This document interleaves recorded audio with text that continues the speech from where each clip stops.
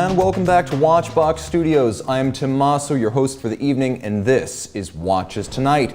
Did you miss me? I missed you. We're back, and we're talking about new Patek Philippe watches. We're talking about steel watches, why they're so hot, and whether steel itself is the deciding factor in whether a new model catches fire. All of that, plus viewer wrist shots tonight on Watches Tonight. I can see we've got Q Maestro, Adam Crossfire, Edward Ledden of Sweden, Butik One of Poland, Wachusiest from Dubai, Mr. No Date from London, Kenneth Sham of New Jersey, a local boy, Enrique Casiano, BW, Jim Millett, Richard Combs from South Florida, Alex O, Karate Chap from the UK, Addie Myers from Yorkshire, UK, and of course we got Montreal and Apex, North Carolina in the box. We've even got one viewer from Slovenia and Marcus T from Germany. All right guys, check out the redesigned homepage of thewatchbox.com. I know I always say it's redesigned, but really it's updated every single day, several times a day. So if you checked it yesterday, there is new stuff today, and it might be the stuff you want most. Over 3,000 late model pre-owned and vintage watches available right now, including a few of my favorites.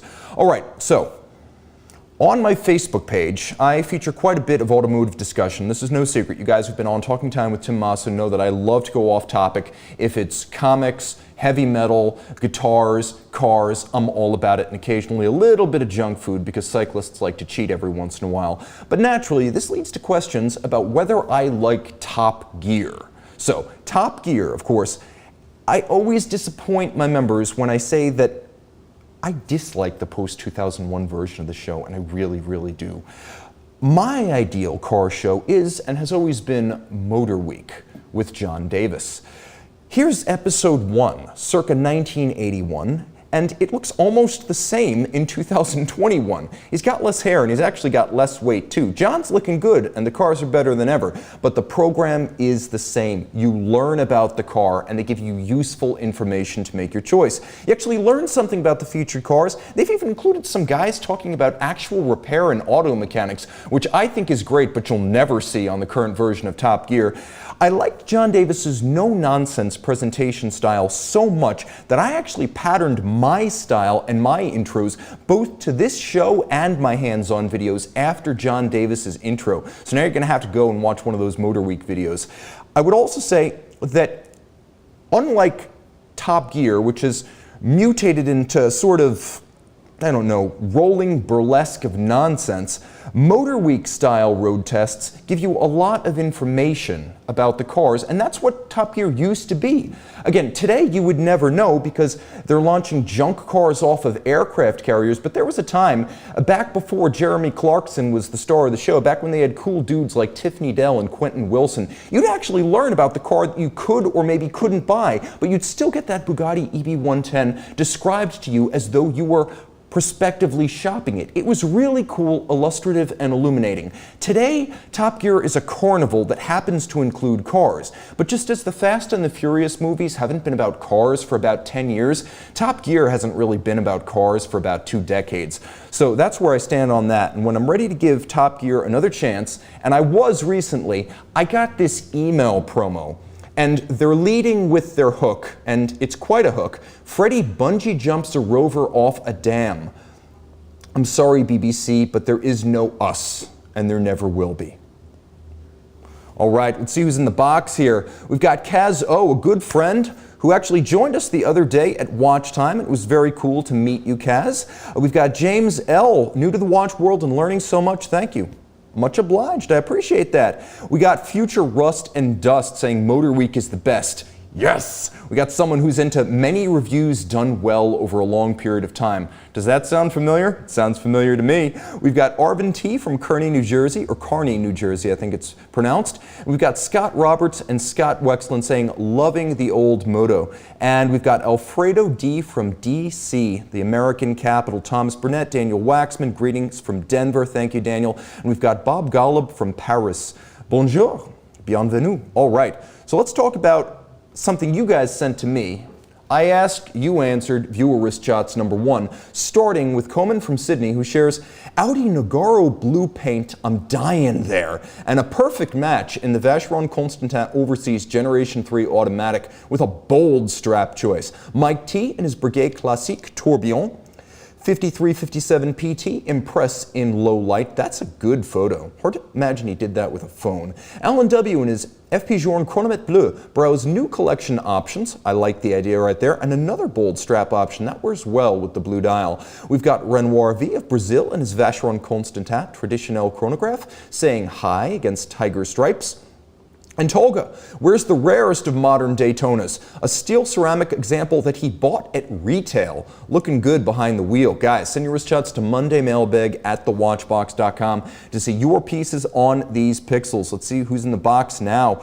We've got Edward Ledden saying, love Slovenia. I have relatives there. Time Hill saying, I love that VC. And Dylan L, that Guilloche on the Breguet is a killer. Adam Crossfire, wow, that Breguet Tourbillon. He agrees. Breguet is probably the most underrated high horology brand in the world right now. Serious buys, both out of the boutique and pre-owned. And if you want a dress watch complication, even better. This is one of the few places where you can find big discounts in today's market. And the quality of what you get is as good or better than Patek Philippe. And we'll have to talk about that another time.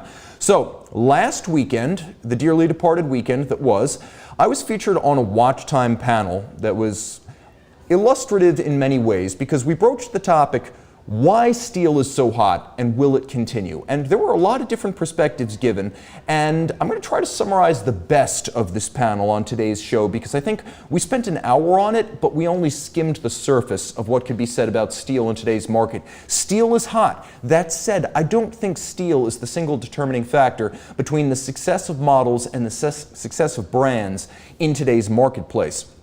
We had an excellent discussion along with Aldous Hodge and Paul Boutros, and Jeff Kingston moderated, but I thought that there was too much to say in the allotted time, so I'm going to try to summarize and add in addition. We had standing room only. It was very cool. If you were there, thank you for attending. So here's the deal. I'm going to explore whether steel really is at the root of current trends among collectors and those who merely buy watches and may not be collectors. So, the premise. Steel is now the default metal and currency among watch collectors. That was the premise we started with on the panel. Collectors specifically, along the lines of these thinkings, want steel and will reward or punish brands accordingly. That is based on whether they offer steel, specifically full bracelet steel sports watches. So this trend is new and late breaking. That was the other premise. I'm going to disagree with almost all of this right here, but let's finish the thought. The idea is now that precious metal as a class is in decline across different classes of watches. Okay, so there is some basis for this. Let's review the obvious and the most flagrant offenders, if you want to view them that way, or perhaps the most prominent examples, if I want to be diplomatic. Nautilus prices right now are nuts. Yes, that's a six-figure number starting with a 5, and someone's asking that for a 2021 watch that retails for $34,890. Royal Oak prices are nuts. Yes, that's a price in six figures for a $31,300 steel sports watch that has seen very few changes since the year 2000. Daytona prices are nuts. This is a watch that retails for $13,150, and we are now routinely seeing prices in the $40,000 range. Oyster Perpetuals. Guys, Oyster Perpetuals in 41 millimeters are $5,900 retail watches. Here they are at over $20,000, with many at that asking price. Once weaker models, too, in steel have picked up. There was a time 2 years ago when you could pay a price in the teens to get a Vacheron Constantin overseas self-winding. The 4500V, that's a watch that retails for $22,500. And again, this was a watch that sold for under 20 grand used just 24 months ago. No longer the case. Well, most of them are not going to sell for $50,000. Prices around 30 grand are now common. And new steel models with absolutely no real history prior to the year 2020 are surging. Now, this is the Moser Streamliner Center Second. This is a $21,500 watch, and this debuted months ago, not multiple years ago. So we are in the middle of a bit of a mania, a phenomenon, and it would seem that the premises of the panel, that steel is now the currency among collectors, that the trend is new, that collectors only want steel, and that precious metals are in decline. All of that seems pretty valid so far. A number of brands are hoping that stainless steel is a durable phenomenon, as we've seen a number of models from, for example, Vacheron Constantin. Recently, we've seen steel versions of the Corne de Vache chronograph. We've seen steel versions of the 56 launched, and that at the debut of the model line, not down the line. Plus, consider Patek Philippe, which is betting heavily on steel now that it's discontinuing the 5711. Consider how many non-Nautilus steel Pateks we've seen, and for that matter, non-Aquanauts. 2017, we got the steel 5522A Calatrava Pilot. 2019, we got the Calatrava Pilot dual time or travel time in mid-size, 400 pieces for the Singapore Grand Exhibition. In 2020, we got the Calatrava Manufacturer Edition, the 6007, 1,000 pieces. In 2021, we got not just 2 steel models, 3 if you count the newest Nautilus with green dial, but let's talk about those 2 non-Nautilus steel Pateks this year. We've got the 59051A, a watch that's been out in precious metal since 2015, but now in full steel with full bracelet, not previously available, and of course a Isn't It So 2021 green dial. But wait, there's more. We've also got a full bracelet dress watch, the 4947 1A. Now this is a 38mm annual calendar, again full bracelet in stainless steel with a lovely sort of shantung or linen style dial. This is Patek Philippe starting to turn over some of its dress watch lines to greater volume of steel. Patek has always said that it makes 20% of its watches in steel. Well, maybe phasing out the 5711, they can phase in a lot more of these models, or the unspoken, they might be making more steel watches in an absolute sense, and I strongly suspect that is the case. So at face value, this looks pretty ironclad. Waiting lists for these models are obnoxious, ubiquitous, and interminable. Another point made in tandem is that collectors, and we're going to explore this claim, but alongside all the claims made about steel, is the claim that collectors only or mostly want sports watches today. And that is said to be at the root of current market trends. Again, Patek is betting big that that is not the case with steel dress watches. But before we explore that in greater depth, let's see what you guys are saying in the box. Dylan L., that green 5905 is the Patek Odysseus of 2021. Patek Odysseus? Longa Odysseus, maybe? Then we have Abdul R. saying two-tone are now the bargain pieces compared to steel. That is a fact. If you want the last great bargain in Daytonas, whether it's 6-digit or Zenith powered, it's going to be two-tone. People who don't like the two-tone Zenith Daytona on a bracelet, they say it's too much gold. I say buy it now. Take off the bracelet, put it in the box, preserve it for posterity. Put it on a leather strap with a contrasting gold stitch. Black leather, brown leather, it doesn't really matter. It tones down the two-tone, so to speak, and makes it a much more versatile, almost vintage look watch. You will thank me later. Get 2. One for your wrist and one for the safe. What's going on right here? We have Kunal M. See my question about sports watches. Let me zoom back. Okay. Hi, Watchbox Studios. That's me. A question on steel sports watches. Outside of G-Shock, who uses watches for sports? I own the Royal Oak, a sports watch that I wear like my Patek Calatrava. Well, first of all, I'll say there's also the Timex Ironman and the Breitling Aerospace and the Omega X33, watches that people regularly beat on bad because they're all quartz. But I will mention that I've seen a number of Nautilus that have come back, and they've come through Govberg for service. They've gone back to Patek, and it looked like the guy was shoving his hand into an engine block. Like, there are people who wear these things and beat the crap out of them. I once saw a Richard Mille RM16 ultra thin that had to go back to RM, and the bill was 5 figures because of the amount of damage done. Now, this isn't typical, but I've seen a hell of a lot of people who've been wearing the same Rolex since the 1980s, and they've never had the watch refinished, and you can see it. So I suspect that quite a few people really do wear these things, although in the current market there's more of an inclination to just get the watch, keep the stickers on, and put it in a safe. But historically, a lot of guys with the budget to play big and play hard have done exactly that with their high-end sports watches. So let's see what's going on here.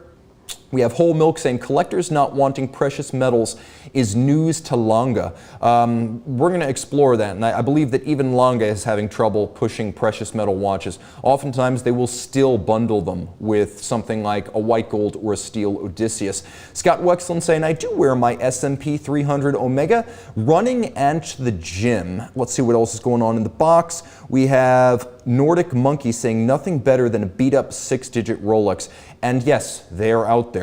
All right, taking a quick look at some of yours on mine. Viewer wrist shots number 2. Tamor P stuns with this twilight shot of his Rolex Submariner. This is the Submariner. There are Submariners and Submariner dates. Technically, there are no dates. Remember that.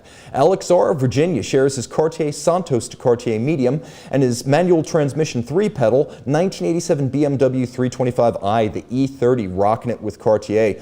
Louis from Chicago sports his IWC Pilot's Watch Chrono Spitfire with Mercedes-Benz C63 AMG roaring along. Love that open pore wood right there. Alex O stuns with his Watchbox bought JLC Master Compressor Memovox and night vision goggles. That's a first for the channel. Well done, and thank you for trusting our company. Curtis A. and the prototype Parmigiani Fleurier Tonda split seconds strike a pose at a Parmigiani event in San Diego. Guys, that is the prototype, and from what Curtis says, not for sale, not yet. Send your wrist shots to Monday Mailbag at thewatchbox.com to see your pieces on these pixels, or as I like to say, your wrist on my list. All right, brands, I'm going to opine, steel and sports intent aren't the key to success. They aren't. It helps, but it's not a panacea. Brands and models are far more important than whether or not the watch in question is made of steel. And I'm going to prove to you now that it's not as core to the success of a watch as you might conclude from the headlines on the blogs and journals. So let's start with a brand, Grunefeld. Now, they made news not long ago that they were fully booked, and even with the opening of their new manufacturer, which may double their capacity, they are not taking new orders. They decided it's better to fill their wait list out and give everyone a watch than to let it extend to years and start frustrating people and building up bad blood. So they stopped taking orders. But here's the thing, the Grunefelds don't sell sports watches, and most of the watches they sell are actually precious metal. So we're at a point where you can say success concretely, at least for this independent, is neither dependent on sports models or steel. FP Journe and the Chronomètre Bleu. Take a look at those prices, guys. This is a watch that sells for $26,300 new, and here you can see prices that defy belief, routinely into 6 figures. This is red hot in blue, but it's not a sports watch, and it's not stainless steel. The CB aside, most other Journe watches are not sports models, but they are immensely collectible. That watch would have sold back in 2008 for roughly half the price you see right there. Even with inflation, that's a huge acceleration and escalation in value. And I should also mention all of these Journe dress watches that we're currently listing on the Watchbox have their prices accelerating so fast on a day-by-day basis, we're not even listing prices because we don't want to miss out. Fear of missing out also includes dealers, and these prices are going to be driven by auction results, which build rapidly in the fall. That's why, in general, we would rather price the watches according to the market at the moment the market decides, rather than put something down and disappoint you by having to raise the price later. Those are all dress watches on that page right there. So let's see what you guys are saying right here. Tim, what is from TD? What's your preferred thin steel sports watch? Well, it's tough to find a watch that's under 12 millimeters and steel on a sports watch. Pretty much you're going to be looking at Royal Oaks, and you're going to be looking at Nautilus, and you're going to be looking at the 5167A. There are other options to be sure, but not many. I say in that range, probably the Yachtmaster 40, which just clears your 12 millimeter definition. I think they're about 11.7. So dark rhodium dial, 126622 platinum and steel, 70-hour movement. Again, that's going to be my choice right there for a watch of that size and that thickness. And remember, the Daytona is going to be like 12.2, 12.3, 12.4. It's hard to find something that's really quite thin and highly water resistant. You just don't encounter those too often. So that's probably going to be my choice right there, the Yachtmaster. We have RJ saying, I have an FP Journe Elegant. Yeah, there's the like $12,000, $13,000 watch that's now a $50,000 watch. Hang on to that, by the way. What else? And by the way, quartz. There's something you don't see too often. Quartz non-round man's watch. that's going for multiples of its retail price. Nordic Monkey saying, at Adam Crossfire, the monster isn't going away. Buy one gray, it will still hold value. When you get the call from Rolex, cash in. And we have Batch Guitar saying, do you think now is a good opportunity to buy precious metal sports watches? Could the trend change? I would say yes, but not all of them. Some of them are quite inflated right now, and we'll talk about that. But if you want to go out and buy a two-tone Daytona, again, we were talking about those are underrated. Also underrated, I would say, rose gold Yachtmasters on the Oyster Flex strap, any gold Omega sports watch, any gold Omega sports watch. And then I would also say you could probably get into the platinum or white gold JLC master compressors from the 2000s for far less than you would expect to pay for such a watch new. I think you could probably pay, I don't know, $25,000 to get that watch in platinum, probably around 15 grand to get it in white gold, and that's a real handmade high horology sports watch. So keep that in mind. Also consider that precious metal versions of the Sporty Cadelille from Vacheron trade for relatively less money. And I would even go so far as to say, if you want to look out for that wonderful Tudor Black Bay 58 in sterling silver, that's a great buy if you can get it new. That's a well-priced watch. I think the 18-karat model is just nuts, but the steel version of that watch, let's remember, that is also precious metal. That is a very cool timepiece. Check it out. Okay. I will also opine that despite what we've seen, a weaker brand with a watch of equal or greater quality has no chance even in stainless steel. This is the Laurent Ferrier Gallet Micro Rotor, and it was probably the hottest new independent dress watch of like 2012. This thing was once red hot, and the brand was riding high. Here we are almost a decade later, and Laurent Ferrier, despite exquisite finishing, impressive movements, and low volumes, under 200 pieces a year, they're really struggling. This is a watch that, by all rights, should be as broadly sought and fervently sought as the Chronometer Bleu from F. Pigeon. This is a watch that sells for if we can go back to the Gallet for a second, this is a watch that sells for $46,000 new in steel and about $10,000 less than that used. Yeah, you're getting a bargain. This is finishing that only just gives up margin to the likes of Lange & Philippe Dufour, Grubel Forsey. I mean, it's really, really, really good. And you get an advanced direct impulse, natural escapement.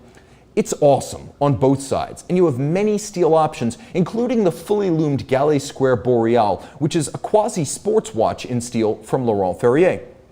But remember, the Chronometer Bleu, that is a $26,300 watch that you can pay up to $126,000 to buy right now, depending on condition, box papers, and warranty remaining.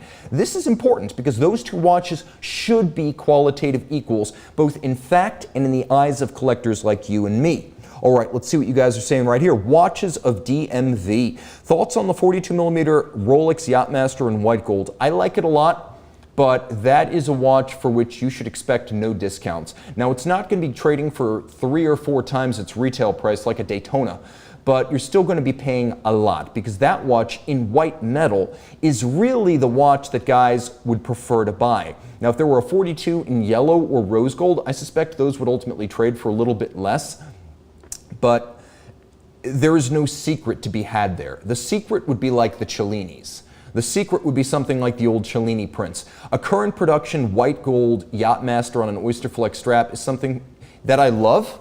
I would prefer it over a current generation sub. I think it's more special.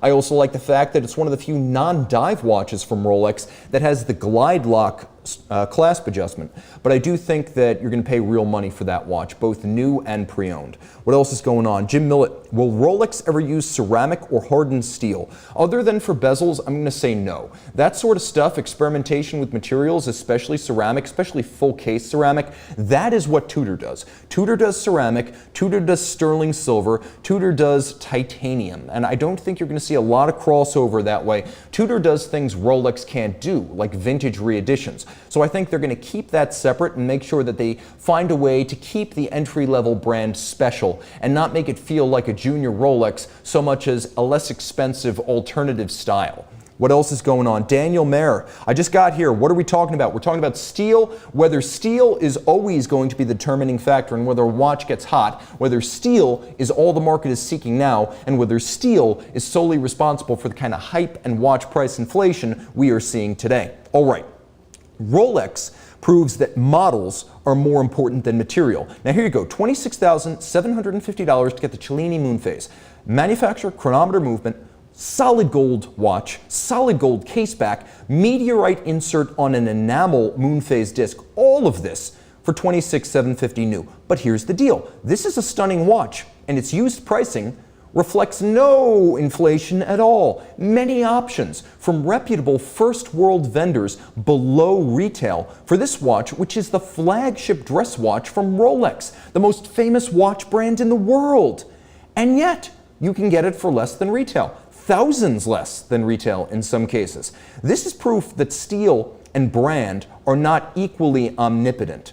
Okay, so brand is not enough by itself. Now let's prove that steel is not by itself enough. So let's look at a white gold Rolex Daytona here with a meteorite dial. This should be the most desirable version of the white gold Daytona. Brand new, full warranty, meteorite dial, lately arrived on the market as you see there. But even the standard 116509 in white gold without the meteorite dial, dark rhodium, panda, and blue, that's going to be nearly $60,000 on a retail that in its day was about $20,000 lower than that. So this is extraordinary and proof that it is not steel by itself, nor is it exclusively a strong brand. There's complexity here. It's going to be model dependent. It's not always going to be steel dependent or brand dependent. Sometimes within a brand, even Rolex, we're going to have to go model by model to gauge whether or not the market is going nuts or rather sober. So let's take a look at yours on mine, viewer wrist shots number 3. Kunal M, who's in the box tonight, shares a his and hers shot with the Chanel J12 diamonds and Patek Philippe Calatrava 5196, the direct descendant of the 1932 Calatrava 96. Ray models an example of the Gain watch that he created himself. Looking good, Ray. Christophe L highlights the natural beauty of Montreal with his Zin U50 and Mount Royal across the lake. We have Michael hitting the road with Honda and the IWC Ingenieur Digital Date Month Perpetual. Michael, it was a pleasure to meet you. Guys, send your wrist shots to mondaymailbag@thewatchbox.com to see your analog on my digital. Let's see what you're saying right here in the box. We've got Mimi saying, hi mate, your opinion about Jaeger-LeCoultre Master Compressor Geographic. I like it most in the 38mm case size. Well, 41mm case size. The Master Geographic I like in the 38. The Master Compressor I like in the 41. And later there would be like Master Compressor Diving Pro Geographics where you had a depth gauge built in. I'm not as into that. That's not a wearable watch. I think that if you're going to look at the Master Compressor Geographic, you really need to look at the Dual-Matic as well as the Master Compressor GMT. You've actually got 3 Master Compressor options if you want a dual time or world time. And I would also say look at the different versions of the watch. Of course, they also made it in precious metals, and that goes for the standard non-compressor Geographic. The white gold model, I want to say, had a hunter-style caseback, which I think is just gorgeous and awesome.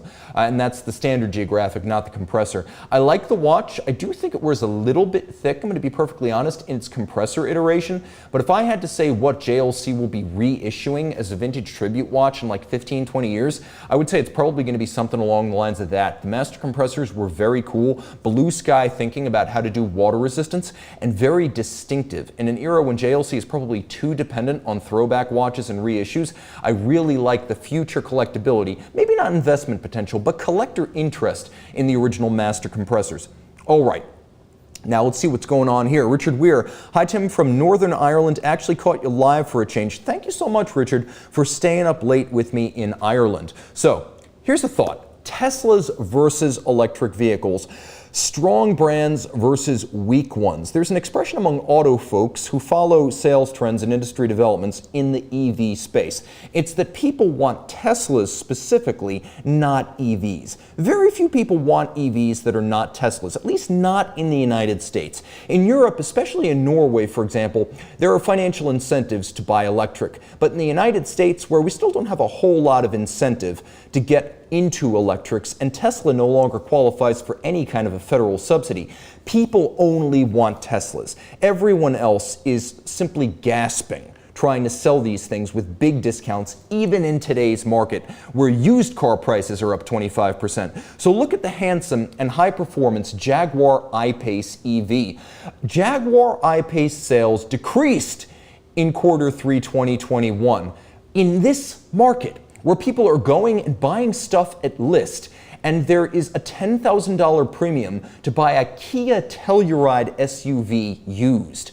This is inexplicable. And again, this is in a red-hot market where you are paying 25% more for a used car than you were this time last year. The same is happening at Nissan, Audi, Chevrolet, and Volvo, along with others who have gotten into the EV space. They're finding it hard to move the metal, whereas Tesla is selling every single car, including to Hertz now as rental cars, at list price. That's unheard of in the US auto industry, where cash on the hood has been essentially the fact for anyone trying to move mass metal that's American made. And rental cars being sold to rental car companies at list price. Unheard of. But people and Hertz want Teslas, not EVs. Bringing this back to watches, buyers want Rolex sports watches regardless of material, and they want Jorns, Grunefelds, and Richard Mille products almost regardless of model or style. Consider Lange, one of the best built brands in the business. Every Lange ever made, just about, has been gorgeous inside and out. But nobody is fighting to buy many of its rank-and-file Richard Lange, Saxonia, and Lange 1 dress watches in precious metal, new or used. But look at the Odysseus. That's white gold and steel right there, guys. The white gold model retails for $43,500 and steel for $28,800. So the fact that this is a sports watch from Lange and an attractive model seems to mean more than whether it is or isn't steel, or whether it is or isn't a Lange, because we've already seen that you can spend relatively little money, even into the teens, to buy precious metal Lange dress watches. And yes, you can still go to a Lange dealer, and while they force you to apply to purchase some of these dress watches, you're still going to get them at list price, maybe even with a little discount. And in many cases, they're forcing you to bundle a dress watch, or even two, when you buy an Odysseus, if you want to get the Odysseus at list price. So again, great watches, but unless the name is Odysseus, people aren't beating down the door to buy most Lange models today.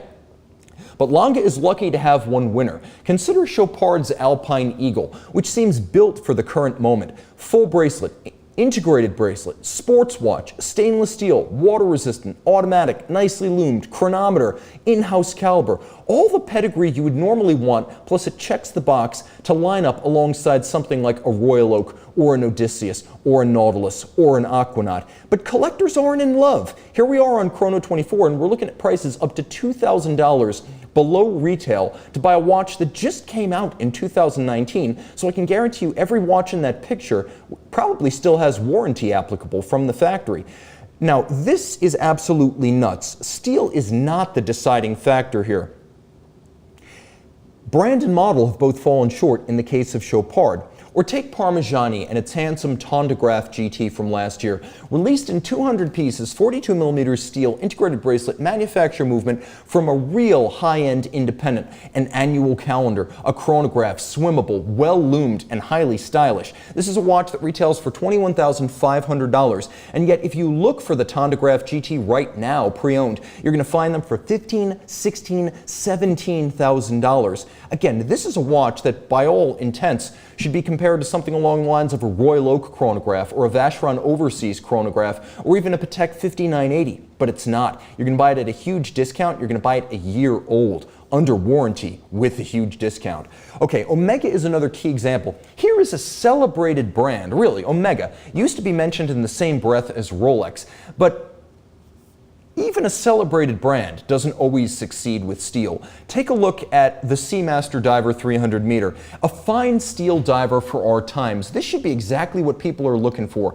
Basically a one-for-one replacement for your Rolex Submariner, retailing for $5,200 against the Submariner Kermit's $9,550. But used, it's clear that its status is nowhere near the sub. There you go, full bracelet, $4,450, $4,464, $4,420, or $445. readily available, photos of real inventory available at a discount right now. And this is a model that was renewed for 2018, so it's still fairly fresh. Every example this model ever made has had a 5-year warranty. So every watch you see there, if it was bought at an AD, is going to have warranty active. These things should be selling for list price or much more. Why aren't they?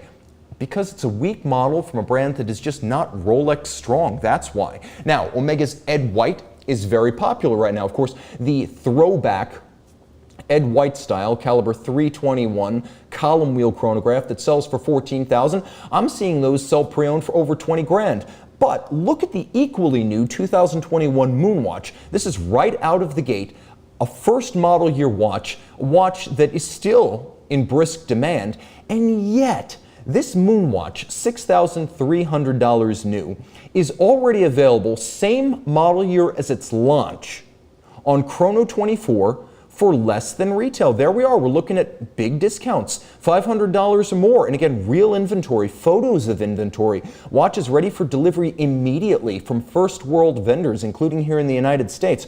Why isn't this thing selling for $10,000, $14,000, $15,000? This is the watch that NASA astronauts use. It's the latest version. The Speedmaster Professional is to Omega what the Daytona, the Sub, and the GMT are to Rolex, what the Calatrava and the Nautilus are to Patek, what the Royal Oak is to Audemars Piguet. It's a matter of brand and model. So here we can see clearly that steel by itself is not enough. What people want is the hot model. They don't want a Rolex Cellini. They want a GMT, a Sub, a Daytona, or an Oyster Perpetual. Their fallback plan would be a Yachtmaster, an Air King, or a Milgauss. They don't want the Yachtmaster 2, and in many cases, they don't want the Deep Sea. They don't want the 43mm Sea Dweller. They're selling a little bit above their retail price, but not the insanity that we see with the core models, not 2, 3, 4 times the price. You can see even within the Rolex catalog, there is a hierarchy with the big three at the top and precious metal dress watches at the bottom. Who wants a code 1159 right now? Chances are, if you want to get a Royal Oak new from the dealer, you're probably going to have to pick one of those up, maybe two. Who wants precious metal Omega dress watches right now? Pretty much no one. And we've even seen that with Omega's strongest mainstream models, discounts are available now for watches that are either late releases or same year releases. In the industry of 2021, the gap between winners and losers has never been greater. Sometimes brand enough is well enough to ensure you win, and sometimes it's going to be model specific, but we've seen enough to know that case material definitively isn't a kingmaker. And if you disagree, try to buy a platinum Daytona at your local Rolex dealer. That's real-time pricing. All of that is true. These are actually selling for close to those prices. Those are not just asks. I remember 2 years ago when these would sit in cases ready for purchase, 2 years ago, 24 months, when people were walking into Rolex dealers, able to point and buy it out of the case, sometimes with a small discount. No longer. This is a crazy market, but there is hardly a simple rubric that can describe what will or won't soar and go nuts, or thermonuclear even, on pre-owned exchanges. See what you guys are saying right here. Christian P. Tim, what are your thoughts on the Jaeger-LeCoultre Reverso Tribute to 1931 in pink gold, also called the Chocolate Reverso? Elegant watch. I do think that everyone's going to consider the definitive versions of that watch to be the standard Tribute to 1931, the Fagliano Collaborations US Market Limited Edition, the green one built for the London boutique in 26 pieces, the Rouge, which was an incredible limited run, though not limited number, 2012 boutique edition. Those are going to be the ones people want. But if you love the look of rose gold, buy the watch that you like most. Get it used. Get it used. See if you can find one new old stock that's still at a JLC dealer, in which case you should negotiate a big discount and then get the 8-year warranty. And that's the only reason really to buy one at a JLC dealer today. The 8-year warranty is a big deal. What else is going on here? We have the Chili Badger saying, great watch, the Seamaster 300 meter, but the strap release buttons can get stuck in the locked position. Yeah, go with the bracelet. My opinion on that watch is cool watch, great bracelet, get an aftermarket strap if you buy the watch. Get it with the bracelet.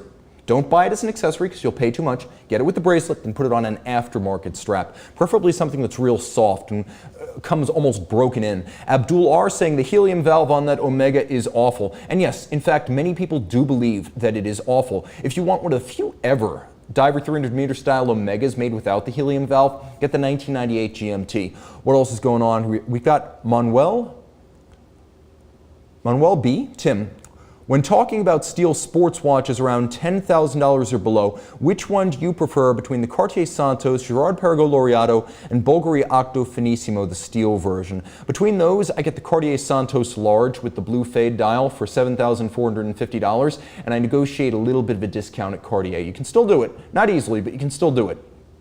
That's a watch that's going to come with the coolest bracelet in the world. Size it with your fingertip, swap between the bracelet and the included accessory strap using nothing but your fingernail. That's a cool watch. Now, the Octo Finissimo in steel is a great timepiece, but I like the fact that the Cartier is both more durable, and it is, and more anti-magnetic. That's a big deal for me. I've magnetized this watch many times. Having that shielding that comes with the Cartier gives it the leg up on the Finissimo, as beautiful as it is, as well as the Girard-Perregaux, which is a lovely watch, but decidedly bulkier than the other two, and really not as sophisticated in bracelet as the Cartier, and not as sophisticated in caliber as the Bulgari.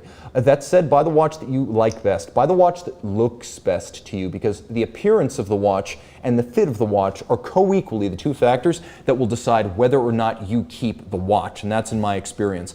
Okay, what else is going on right here? We have Peter Richard saying too many options on the Omegas. That's a fact, but find the one you like and buy it. Sometimes diversity is a formula for the right fit. You will be able to find the model you like. It may be one of the early versions, one of the late models, one of the Bond editions, or even the super cool Jacques Mayol-inspired Apnea. You have many options. DC and LV saying, I like Chopard, but the Alpine Eagle just looks like an homage to the Royal Oak. Now, it's modeled after the 1980 Chopard Saint Moritz, but to be fair, that was in its day also a Royal Oak knockoff. Let's see what's going on. Brit Swiss saying, go with the JLC Master Home Time. Daylight savings gives too much uncertainty for these geographic watches, though I will say most JLC geographic watches will have little marks on the ring to let you know that the cities indicated use daytime, or I should say summertime and wintertime. So there's a little mark. It will help you out. It's not perfect. If you want one of those dual time watches that can be set independently, and I mean down to the minute with 2 time zones, get the Duomet UTT from JLC or the Parmigiani Tonda Hemispheres. There are others, but those are 2 great options from high horology brands. Edward Ledden, a car guy and a gearhead after my own heart, saying the only Alpine that I want is the A110. Guys, if you're into French cars, you already know what he means right there. And then we have the good doctor joining us. Tim, what's your thought on the Burgundy dial Heritage Dual Time from Moser? I had one of the prototypes in. I did a review of it. I like it. I love the look of the Heritage. I think the one mistake they made, and I really do think this is a big mistake, is that the date is geared to the remote time zone. Normally with these watches, the date is geared to your local time zone. And they said, well, you want to know what, and Edouard Milan said this to me, he said, you want to know whether it's what the date is in the time zone you're calling so you don't accidentally call at the wrong time. I think it's more important to know whether the time zone you're calling, the remote time zone, is in the day or night. So you can tell the difference between like 2 a.m. and 2 p.m. I think that should be an AM, PM, or 24-hour hand for the place where you are not, and the local hand where you are should drive the current date. It's backwards on the Moser. That said, I like it. I think it's really handsome. The Burgundy dial is to die for, and it's a very clean dual time in that you can hide the second hand when you don't need it. But remember, the remote time zone, not the local time zone, drives the date, and I thought that was a little bit weird. I would get the standard Moser Heritage. I actually think the Heritage Center Second is the cooler watch of the 2. That said, if you're traveling, you might prefer the dual time. Categorically a cool watch, regardless of variant. And Jim Millett asking, how was the new de Bethune received? I'm hearing through the grapevine that all examples of it might be spoken for at $520,000. So I was part of the launch of the de Bethune Dreamwatch 5 Tourbillon Season 1 that came out over the weekend. It is a very cool jump hour, moon phase, 30-second tourbillon built in the biomorphic, organic, almost seashell-like Dreamwatch 5 platform. It has big sapphires that open up what's already a very light titanium case. And the cool thing is, like all blued titanium de Bethune watches, if you scratch it, they take it back to the factory during service, they fire it again, it's blued again, no loss. recovering the original finish. All right, let's finish up with viewer wrist shots number 4. Greg R. cruises the streets of Chicago with his Rolex Yachtmaster 40 and Tesla Model Y. I love these watches and wheel shots. Dylan A. and his Rolex Air King keep company with the IWC, Tudor, Ferrari, and Porsche high-performance machines. That is one hell of a shot. That is our pure photography shot of the night. Love the subtle lume on the Tudor, too. Tommy J. convoys with his Zin, his Porsche 911 GT3, and his buddy's 911 Carrera 2S. Blaine T. of San Francisco and his No Time to Die Omega Seamaster roll in his Genesis G70. Robin T. explores Northumbria with his British Fears Brunswick with lovely applique numerals, skeleton blued hands, and salmon dial. And Camden D. of Florida takes us home with the Miami Dolphins and 2021 Omega Speedmaster Professional Moonwatch. Guys, send your wrist shots to mondaymailbag@thewatchbox.com. I will see your analog on my digital. Thanks to all who joined. This was a ton of fun. Guys, let me know in the box below if you're watching this recorded after the fact, as most of my viewers do, what you want next week's topic to be. Until then, thanks to you, thanks to my crew, Sean on the switcher tonight, Time Out, Tim out. Thanks for logging on.